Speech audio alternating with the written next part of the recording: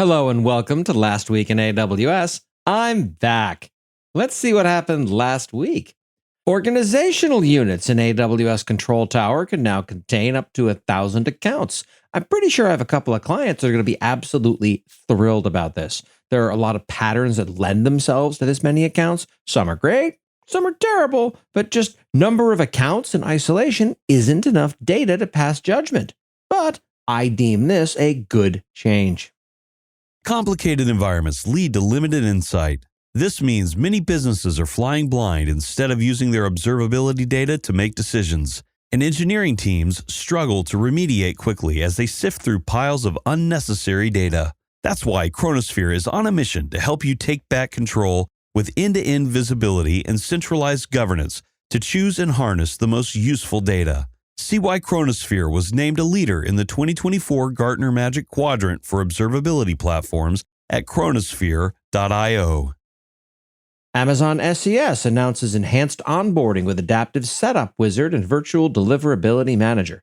Okay, ignore the SES bit for a second. Adaptive Setup Wizard is the future of where AWS consoles need to go.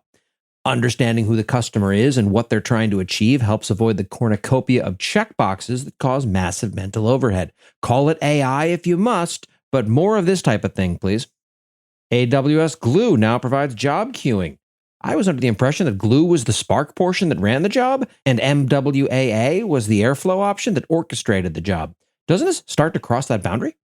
AWS Network Load Balancer now supports configurable TCP idle timeout. Ooh, an exciting network change for long-running connections that are also very quiet. Give it a second, Bobby. The computer is thinking very hard. Complicated environments lead to limited insight. This means many businesses are flying blind instead of using their observability data to make decisions. And engineering teams struggle to remediate quickly as they sift through piles of unnecessary data. That's why Chronosphere is on a mission to help you take back control with end-to-end visibility and centralized governance to choose and harness the most useful data. See why Chronosphere was named a leader in the 2024 Gartner Magic Quadrant for Observability Platforms at chronosphere.io.